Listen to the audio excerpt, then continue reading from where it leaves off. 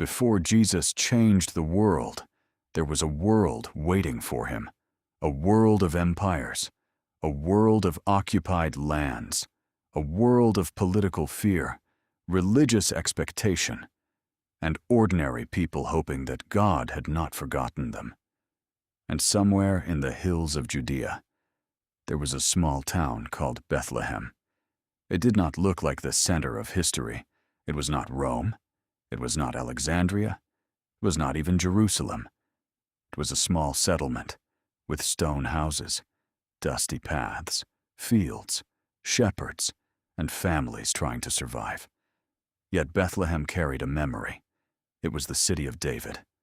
Centuries earlier, David had risen from this place to become king of Israel, and generations later, another child would be born here, a child whose name would become known across the world. But on the night of his birth, almost nobody knew what was happening, because Bethlehem existed inside a much larger world, a world ruled by Rome. The Roman Empire stretched across enormous distances, connecting cities, ports, armies, and countless peoples under one political power. Rome brought roads, trade, military protection, architecture, but Rome also brought taxes, occupation, and absolute political authority. For the people of Judea, Rome was not simply an empire on a map. Rome was present in soldiers, in taxation, in political decisions, and in the knowledge that the land of their ancestors was now under foreign power. And above Judea stood Herod the Great. Herod was one of the most remarkable rulers of his age.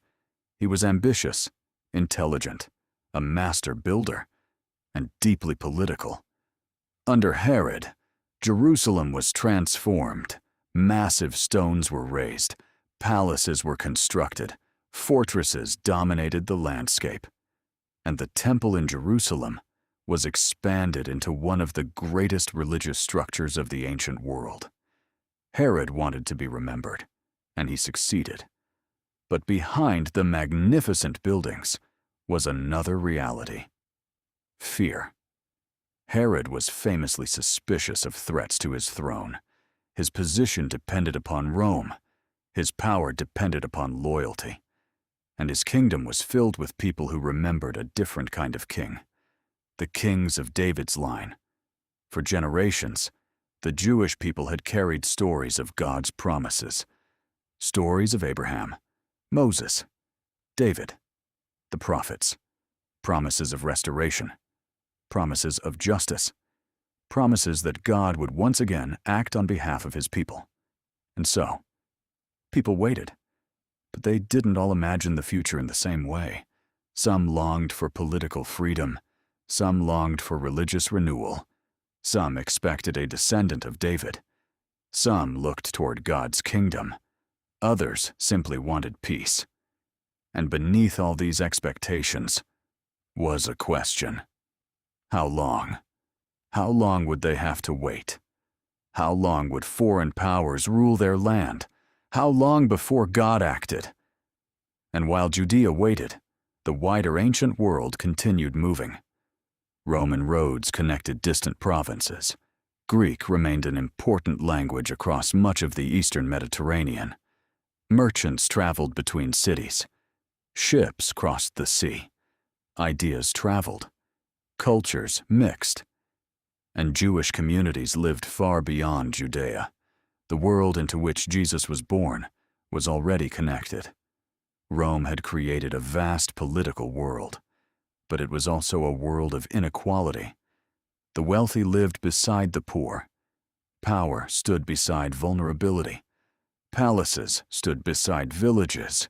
Monuments stood beside homes made from stone and mud. And somewhere within that enormous world, Bethlehem remained small. Then, one night, everything became strangely quiet. A young woman named Mary and Joseph arrived in Bethlehem. The story is familiar, but imagine the scene without the paintings, without the Christmas decorations, without the centuries of tradition. Imagine Bethlehem as it may have appeared, under the darkness of the Judean sky. Stone walls, oil lamps, animals, cold night air, the smell of smoke, the sound of footsteps, and a child being born. No Roman announcement, no royal procession, no army, no palace, just a newborn child in an occupied land. To Rome, this birth meant nothing. To Herod, it was invisible. To the great cities of the empire, Bethlehem was insignificant.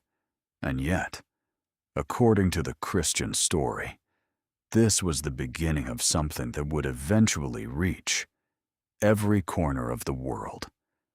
The child was called Jesus, and the world into which he was born would become the world he would walk through. He would see its poor, its powerful, its sick, its religious leaders, its soldiers, its outcasts, its crowds, its rulers. He would walk the roads of Galilee, enter Jerusalem, teach in villages, speak beside the sea, and confront the powers of his time. But before any of that, there was Bethlehem, a small town, a great history, a troubled kingdom, a powerful empire, and a people waiting for God. Perhaps that is what makes Bethlehem so remarkable. Jesus was not born into a peaceful world. He was born into a world of empires, occupied lands, political fear, religious expectation, and people longing for something they could not yet see. The world did not know what had happened. Rome did not stop. Herod did not surrender his throne. The empire continued. The roads remained busy. The markets opened the next morning. People went to work. People went home. Life continued, as though nothing had changed. But something had. A child had been born. And according to the Christian faith, history had just entered a new chapter. Bethlehem was not the largest city. It was not the richest. It was not the most powerful. But it became the place where Christianity says God entered human history in the most unexpected way. Not through an army, not through a palace, not through a throne, but through a child born into the world, exactly as it was. Broken, complicated, powerful, afraid, waiting. And perhaps that is where the story truly begins. Not with a perfect world, but with an imperfect one, waiting for hope.